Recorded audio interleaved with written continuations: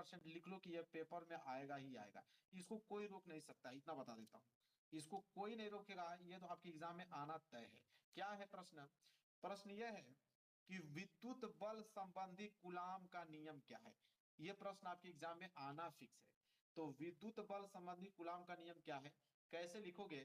क्या कहता है कूलाम का नियम कि इस नियम के अनुसार दो बिंदु आवेशों के बीच लगने वाला बल उनके गुणनफल के अनुकरणपाती तथा उनके बीच की दूरी के वर्ग के व्युत्क्रमानुपाती होता है। मैं बिल्कुल डिटेल में समझाने वाला हूं। जैसे अगर मान लीजिए कि मैं यहाँ पे एक आवेश ले लेता हूँ Q1, यह आवेश Q1 है, और एक आवेश में यहाँ बिंदु ले लेता हूँ जो कि यह आवेश Q2 है, और यह उनकी बीच की क्या है, दूरी है। ठीक है, और उनकी बीच की दूरी को मैं डिनोट कर देता हूँ यहाँ R से। किससे कर देता हूँ? स्मॉल r से।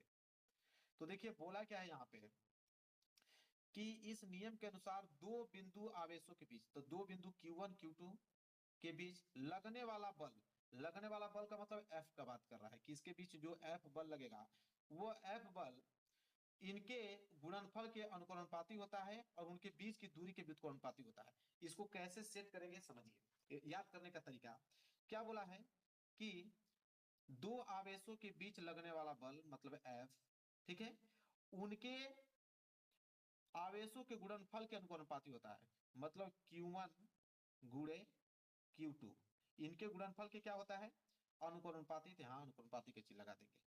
इसके बाद क्या बोला है, तथा उनके बीच की दूरी के वर्ग के व्युत्क्रमानुपाती होता है। तो उनके बीच की दूरी क्या है, R, मतलब जो ये F बल होगा वो उनके बीच की दूरी मतलब 1/r की स्क्वायर होगा, मतलब कि बीच की दूरी के व्युत्क्रमानुपाती बोला है, तो F व्युत्क्रमानुपाती 1/r स्क्वायर हो जाएगा।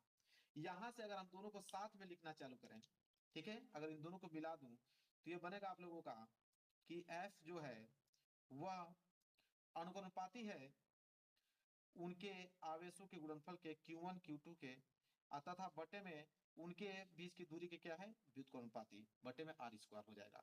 इस तरह हम इसको यहाँ पे क्या कर सकते हैं, समझ सकते हैं। ठीक है, और इसको हम लोग कैसे लिखेंगे, अगर यहाँ पे मैं इस चिन्ह को हटाऊं, अनुकरणपाती वाले चिन्ह को हटाऊं, तो इसको हम लोग लिखेंगे कि F बराबर, अगर अनुकरणपाती का चिन्ह हटाऊंगा तो यहाँ पे आएगा 1/4 पाई एप्सिलॉन नॉट इंटू में Q1 इंटू Q2 बटे में R स्क्वायर। ठीक है, ये बन के क्या हो जाएगा, यहाँ पे तैयार हो जाएगा। तो इस तरह हम लोग पूरा अच्छे तरीके से इसको समझ सकते हैं। और एक चीज और मैं डिटेल में बता दूं कि यहाँ पे 1/4 पाई एप्सिलॉन नॉट का मान कितना होता है, 9 × 10⁻⁹। मतलब इतना डिटेल में आपको कोई समझा ही नहीं सकता है, समझिए। अब इतनी छोटी